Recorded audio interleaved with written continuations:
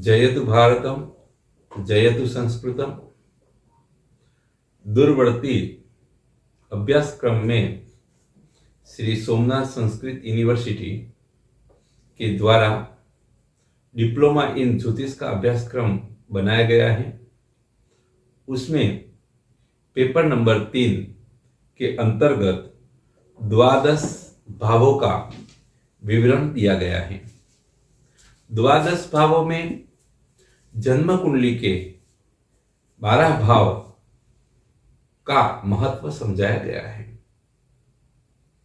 बालबुद्ध ज्योतिष समुच्चय के अंतर्गत 12 भावों का एक श्लोक दिया गया है।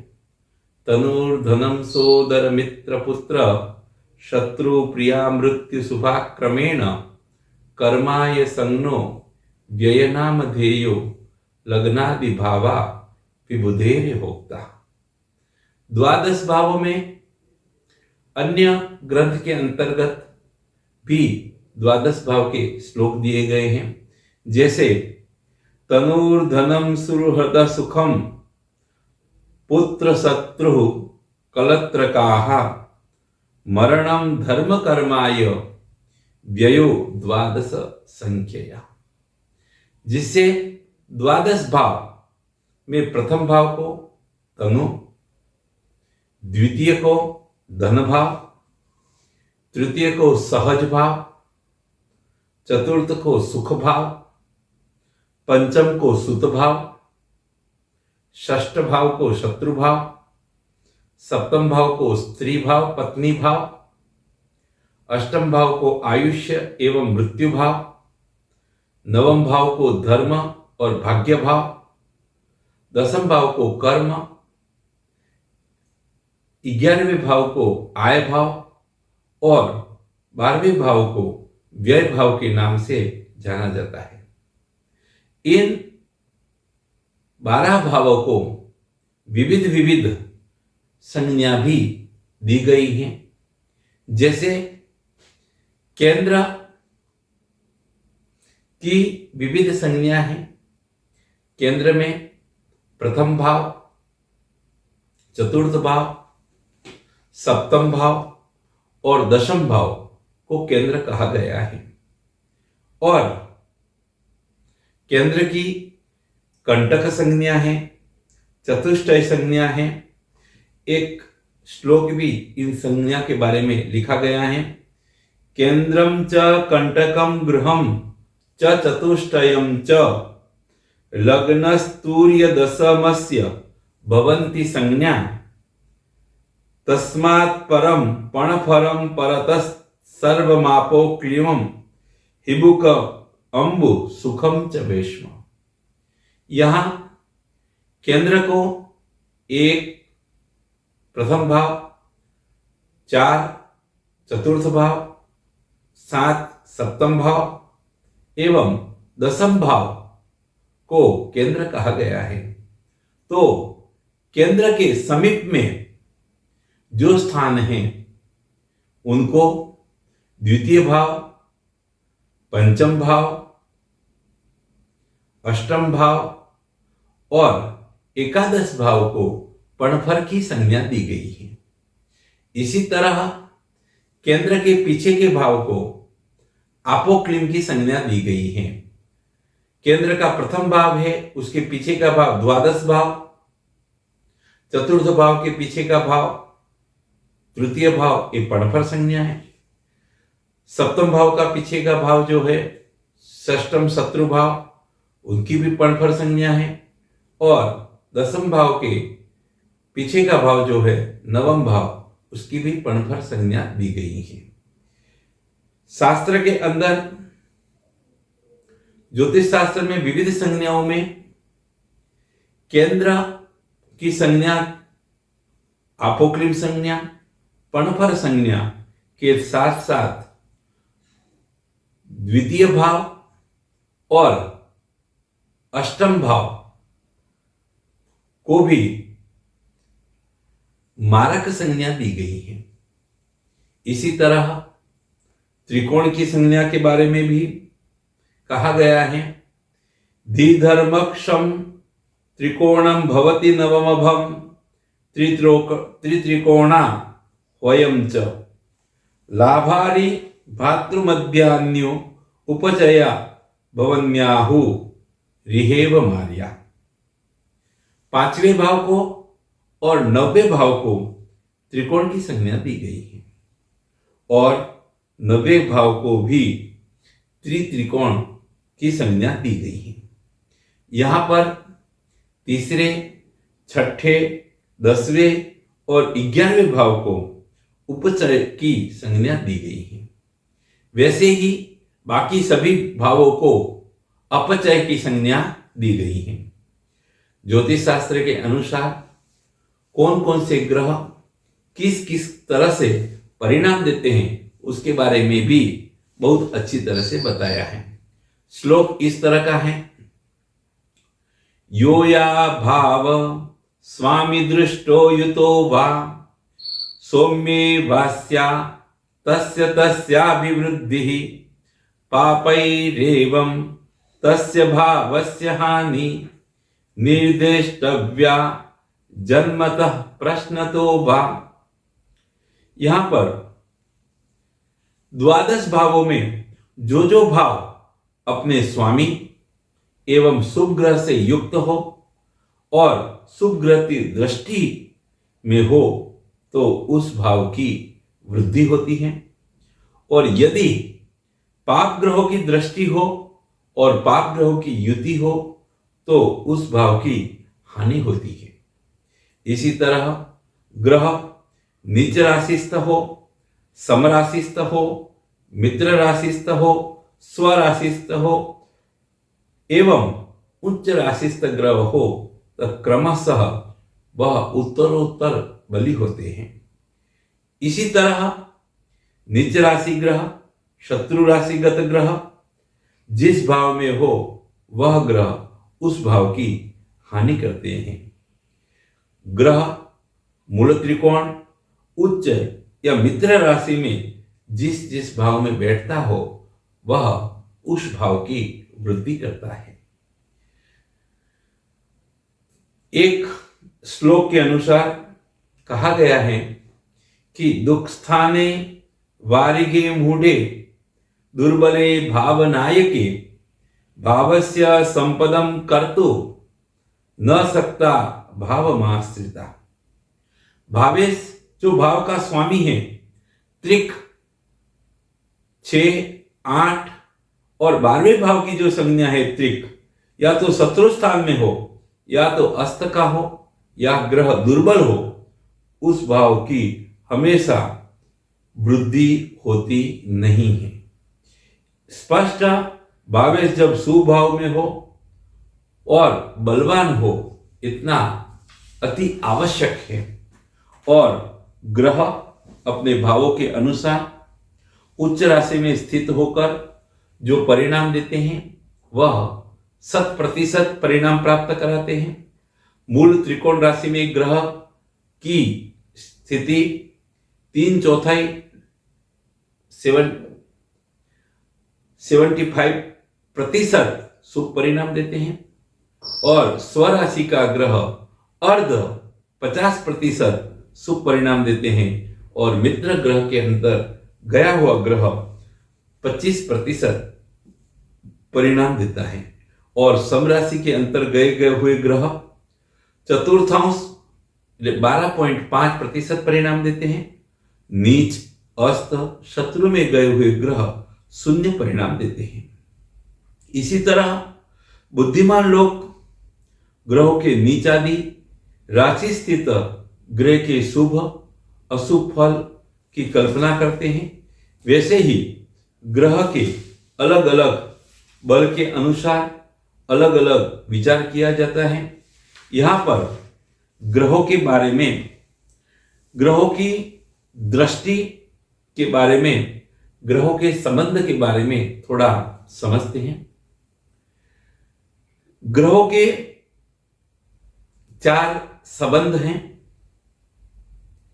परस्पर राशि में स्थित हो, परस्पर दोनों एक दूसरे के घर में हो, एक तर राशि के संबंध में दोनों में से कोई एक दूसरे के घर में हो। तीसरा संबंध है सहवास संबंध, दोनों में से किसी एक राशि के साथ रहना हो। और चौथा संबंध है परस्पर दृष्टि संबंध। इस संबंध में पूर्व बलि समझना, फिर उसके विपरीत फल समझना। प्रयोजन में जो ग्रह अपने गृह, उच्च और मूल त्रिकोण अथवा तो मित्र ग्रह में रहता है वह बलि समझना चाहिए। जो ग्रह अपने नीच या शत्रु के घर में रहता है वह निर्बल समझना चाहिए। शत्रु ग्रह का बलि होना और पाप ग्रह निर्बल होना श्रेष्ठ माना जाता है। दृष्टि के विचार में ग्रह अपने आश्रित स्थान से तीसरे और 10वें स्थान को एक चरण में, 5वें और 9वें को द्वितीय चरण में, चौथे और 8वें को तृतीय चरण में देखता है। विशेषतः शनि ग्रह तीसरे और 10वें भाव के चारों चरणों से, गुरु 5वें और 9वें भाव के चारों चरणों से और मंगल चौथे और 8वें भाव से चारों चरणों से देखता है। और सभी ग्रह सप्तम भाव को चारों चरण से देखते हैं।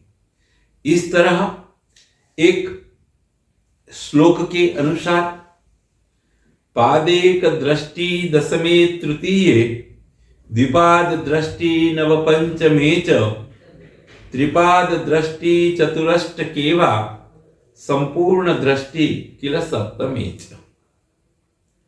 तृतीये दशमी मंदो, नवमे पंचमे गुरु, विंशति वीक्षते विश्वा, चतुर्थे चाष्टम पूजा। सूर्य, चंद्र, बुध, शुक्र यह ग्रह 10वें और तीसरे स्थान में 25% एक पाद दृष्टि करते हैं। 9वें और 5वें स्थान में 50% दृष्टि करते हैं। चौथे और 8वें स्थान में त्रिपाद 75% दृष्टि करते हैं। और सभी ग्रह सप्तम भाव में 100% दृष्टि करते हैं। इसमें विशेष तौर पर शनि तीसरे और 10वें स्थान में 100% दृष्टि करता है। बृहस्पति 9वें और 5वें भाव में 100% दृष्टि करता है। और मंगल चौथे और 8वें भाव में 100% संपूर्ण दृष्टि करता है। दृष्टि देखने का प्रयोजन यह है कि बहुबल के अनुसार फल देते हैं। यदि किसी भाव का ग्रह शुभ पाप ग्रह दोनों हो तो जिसका बल अधिक रहता है उसी का फल होता है। दोनों के बल तुल्य हो तो जिसकी दृष्टि अधिक हो उसका फल समझना। कदाचित दृष्टि में भी तुल्यता हो जाए तो जिसका नैसर्गिक बल अधिक हो तो उसका फल समझना चाहिए। जिसके जन्मांग में लग्न के से तृतीय, छठा, 9वां और 12वें भावों में से किसी में ग्रह नहीं हो तो वह जातक प्रतापी पुरुष होता है। जिसके जन्मांग चक्र में 6, 8 और 12वें भाव में 3 स्थान ग्रह रहित हो वो निश्चित रूप से सब प्रकार के सांसारिक सुखों को भोगता है। इसी तरह जिसके केंद्र में शुभ ग्रह हो, 3, 6, 11 में पाप ग्रह हो वह व्यक्ति यशस्वी और सुखी होता है। यहां पर 12 भावों का विवरण दर्शाया गया है। प्रथम भाव की में क्या क्या फल प्राप्त होता है उसके बारे में निर्देश दिया गया है। तो प्रथम भाव को तनु भाव कहेंगे। इसमें व्यक्ति को रूप, वर्ण, चिन्ह, जाति, आयु का प्रमाण, सुख, दुख और साहस का विचार करना चाहिए प्रथम भाव से। द्वितीय भाव धन भाव से सोना, चांदी आदि धातु का क्रय विक्रय, रत्न, कोष इत्यादि संग्रह का विचार करना चाहिए। तृतीय भाव पराक्रम भाव, सहोदर भाव में अपने छोटे भाई, नौकर, पराक्रम एवं अनुजीवी का विचार करना चाहिए। चतुर्थ भाव में मित्र, गृह, गाम, पशुधन, खेती आदि का विचार करना चाहिए। यदि चतुर्थ भाव शुभ ग्रह से युक्त और दृष्टि युक्त हो तो व्यक्ति की वृद्धि अवश्य होती है। पंचम भाव में सुत विचार, बुद्धि के संबंधित विचार, संतान विचार, विद्या, गर्भ की स्थिति, नीति, मंत्र आराधना, न्याय आदि का विचार, होरा शास्त्रज्ञ का भी विचार होता है। षष्ठ भाव में शत्रु के भाव में शरीर में फोड़ा, फुंसी, कुकर्म, रोग की स्थिति, चिंता, शंका, मामा आदि के सुख का विचार षष्ठम भाव से किया जाता है। सप्तम भाव में स्त्री से रण क्षेत्र, व्यापार, स्त्री, विवाह, यात्रा संबंधित विचार ये सप्तम भाव से किया जाता है। अष्टम भाव में मृत्यु, नदी को पार करना, समुद्री मार्ग और मार्ग में आई बाधाएं, शास्त्र, घात, दुर्ग आदि का विचार, आयु का संकट आदि का विचार करना विद्वानों के अनुसार माना गया है। नवम भाव में धर्म की प्रवृत्ति, भाग्योदय, सुशीलता, तीर्थ यात्रा, दान, तप, विजय, प्रणय आदि का विचार नवम भाव से करना चाहिए। दसम भाव से व्यापार, धन, राजा से आदर, राज्य संबंधी प्रयोजन, पिता संबंधी सुख दुख का विचार, उन्नति या विशेष कर्मों को सफलता, उच्च पद प्राप्ति संबंधित विचार दसम भाव से करना चाहिए। एकादश भाव से हाथी, घोड़ा, स्वर्ण, वस्त्र, छत्र, पालकी, समस्त मांगलिक कार्य एवं समस्त प्रकार के लाभ का विचार एकादश भाव से करना चाहिए। द्वादश भाव से व्यय भाव से हानि, दान, खर्च, दंड, बंधन आदि का विचार करना उत्तम माना गया है। इसी तरह से ग्रहों के बारे में कौन कौन से ग्रह से किस किस वस्तु का विचार किया जाना चाहिए उसके बारे में भी शास्त्र में कहा गया है। सूर्य ग्रह से स्व शरीर का विचार, आत्मा, पिता, पराक्रम, आरोग्यता, आसक्ति एवं लक्ष्मी आदि का विचार सूर्य ग्रह से करना चाहिए। चंद्रमा ग्रह से मन, व्यवहारिक ज्ञान, माता, राजा की प्रसन्नता, सुख, ऐश्वर्य का विचार करना चाहिए। मंगल ग्रह से पराक्रम, रोग, भाई, बहन, भूमि, शत्रु, स्वजाति आदि का मंगल ग्रह से विचार करना चाहिए। बुध ग्रह से विवेक, विद्या, मामा, बंधु, मित्र, वाणी आदि का विचार किया जाता है।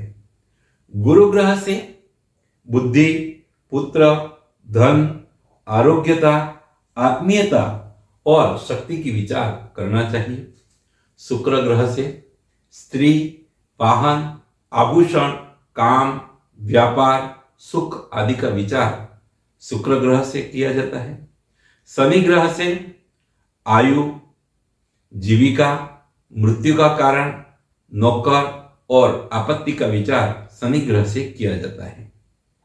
राहु से दादा के संबंधित विचार किए जाते हैं और केतु से नाना के संबंधित विचार किए जाते हैं। ग्रहों की दृष्टि के बारे में भी अन्य ग्रंथों में बहुत उत्तम तरह से समझा गया है।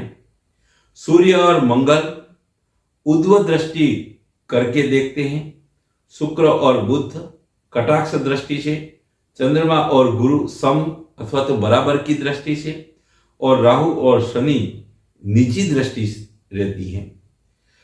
समस्त ग्रह निज भाव से तृतीय भाव को एक पाद दृष्टि से, पांचवें नौवें को दो पाद दृष्टि से, चौथे आठवें भाव को तीन पाद दृष्टि से, सातवें भाव को चार पाद दृष्टि से देखते हैं। अतः 3, 10 को शनि, 4, 8 को मंगल एवं 5वें 9वें को गुरु संपूर्ण दृष्टि से देखते हैं।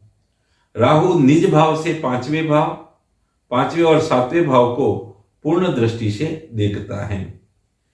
3 छठे को एक पाद, 2 10 को द्विपाद, निज भाव को त्रिपाद दृष्टि से देखते हैं। इसी तरह सभी ग्रह अपने भाव से सप्तम भाव को संपूर्ण दृष्टि से देखते हैं। यहां पर ग्रहों की जप संख्या के बारे में भी श्लोक कहे गए हैं। तो उनमें रवे सप्त सहस्राणि चंद्रेश एकादश स्मृतः भौमे 10 सहस्राणि बुधे चाष्ट सहस्रकम 19 जीवे भृगो नूप सहस्रकम 23 शौरे च राहो रष्टादश स्मृता केतो रन्त्यष्ट सहस्रम जप संख्या प्रकीर्तिता। सूर्य की जप संख्या 7000 बताई गई है। चंद्रमा की जप संख्या 11000, मंगल की जप संख्या 10000, बुध की जप संख्या 8000, गुरु की जप संख्या 19000, शुक्र की जप संख्या 16000, शनि की जप संख्या 23000, राहु की जप संख्या 18000 और केतु की जप संख्या 17000 बताई गई है। इस तरह 9 ग्रहों की जप संख्या के बारे में बताया गया है। ग्रहों की नैसर्गिक मित्र के बारे में भी कौन कौन से ग्रह किस किस ग्रह के मित्र हैं, इसके बारे में भी उत्तम 2 श्लोक के अंदर बताया गया है। शत्रु मंदसितो समस्त ससिजो मित्राणि शेषारवे तिष्णा सुहिमरश्मिज सुहृदो शेषा समासीत गो जीवेन्दुष्णकरा कुजस्य सुहृदो ग्नोरिसितार्की समो जीवे मित्रे सूर्यसितो बुधस्य हिमगो शत्रु समाश्चापरे सूरे सौम्यसितावरिरविसुतो मध्ये परे त्वन्यथा सौम्यार्की सुहृद समो कुजगुरु शुक्रस्य शेषावरी शुक्रग्नो सुहृदो समः शुरगुरु सूरस्य चान्येरय। यहां पर ग्रहों की नैसर्गिक मित्र के बारे में बताया गया है। सूर्य के शनि एवं शुक्र शत्रु ग्रह हैं, बुध समग्रह हैं, चंद्र मंगल गुरु सूर्य के मित्र ग्रह हैं। इसी तरह चंद्रमा के सूर्य बुध मित्र ग्रह हैं, मंगल गुरु शुक्र शनि समग्रह हैं और चंद्रमा का कोई शत्रु ग्रह नहीं है। मंगल के सूर्य चंद्र गुरु मित्र ग्रह हैं, बुध शत्रु ग्रह हैं, शुक्र व शनि समग्रह हैं। बुध के सूर्य व शुक्र मित्र हैं, मंगल गुरु शनि समग्रह हैं और चंद्रमा शत्रु ग्रह हैं। गुरु के सूर्य चंद्र मंगल मित्र ग्रह हैं, शनि समग्रह हैं, बुध व शुक्र शत्रु ग्रह हैं। इसी तरह शुक्र के बुध व शनि मित्र ग्रह हैं, मंगल व गुरु सम हैं और सूर्य चंद्र शत्रु ग्रह हैं। शनि के बुध व शुक्र मित्र ग्रह हैं, गुरु सम और सूर्य चंद्र मंगल शनि के शत्रु ग्रह बताए गए हैं। इसी तरह ग्रह की दूसरी एक मैत्री है जिसको तात्कालिक मैत्री भी कहा जाता है।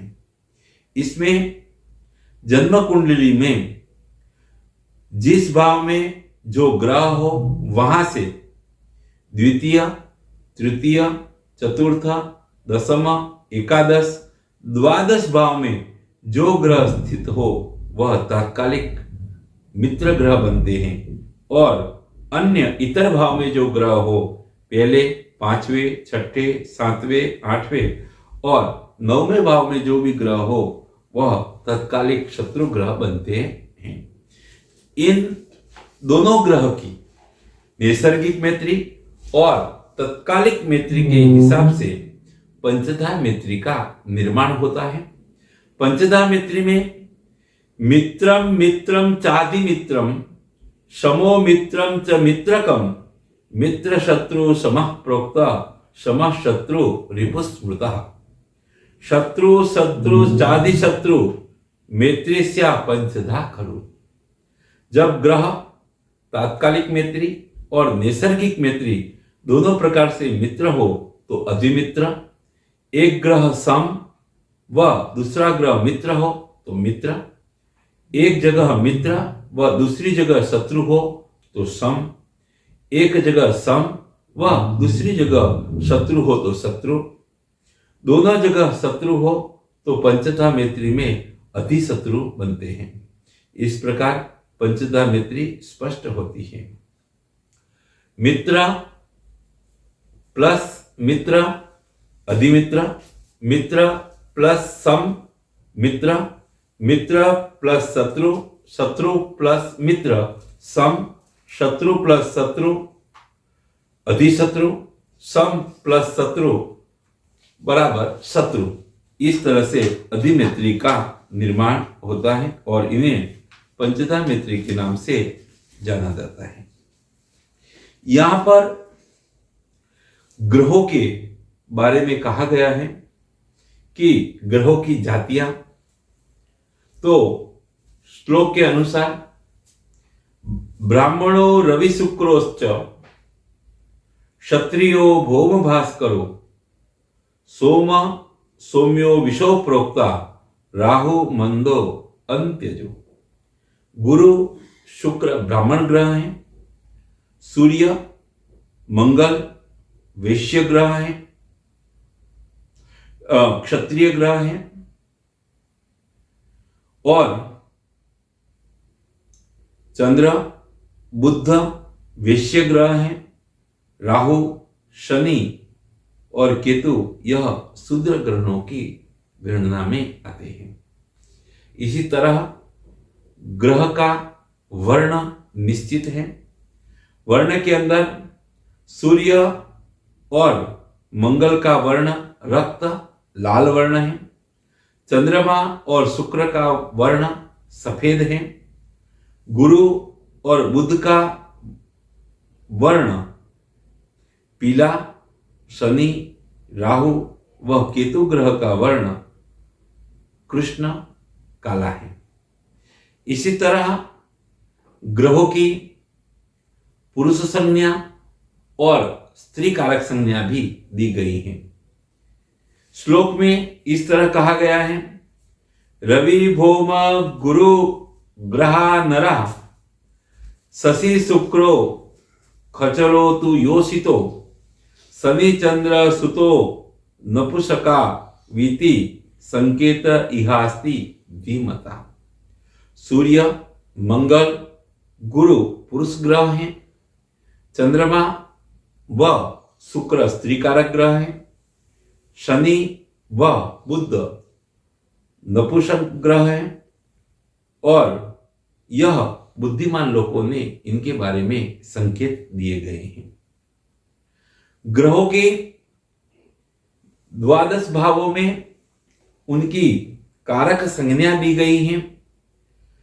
आत्मा सूर्यो मनश्चंद्रः कूजम सत्वम बुधश्चवाक गुरु ज्ञानम मंद शुक्रः जंतुर दुख शनिस्तमः। काल पुरुष में सूर्य की आत्मा, चंद्रमा का मन, मंगल का बल, बुध की वाणी, गुरु का ज्ञान, शुक्र का काम, शनि और राहु और एवं केतु का दुख का वर्णन किया गया है। यहां पर ग्रहों की सत्व, रज और तमह संज्ञा भी दी गई है। सूर्य, गुरु, चंद्रमा सत्वगुणी, बुध शुक्र रजोगुणी, शनि मंगल तमोगुणी एवं आत्मसदृश होते हैं। इसी तरह जो ग्रह सत्वगुणी हो वह दयावान, स्थिर, सत्यवक्ता, तेजस्वी, ब्राह्मण देव का भक्त, रजोगुणी ग्रह कविकुल स्त्री ही जिसका सर्वस्व धन एवं सुरवीर होता है। तमोगुणी ग्रह बलवान होता है और दूसरे को ठगे, मूर्ख, आलसी, क्रोधी, अधिक सोने वाला तथा सत्वाधिक गुणों से मिल जाने से हजारों भेद सफल होते हैं। यहां पर आज हमने ग्रहों के बारे में और द्वादश भावों के बारे में, ग्रहों की दृष्टि के बारे में अध्ययन किया। अगले वीडियो के अंदर इससे आगे का अभ्यास हम करेंगे। जयतु भारतम, जयतु संस्कृतम।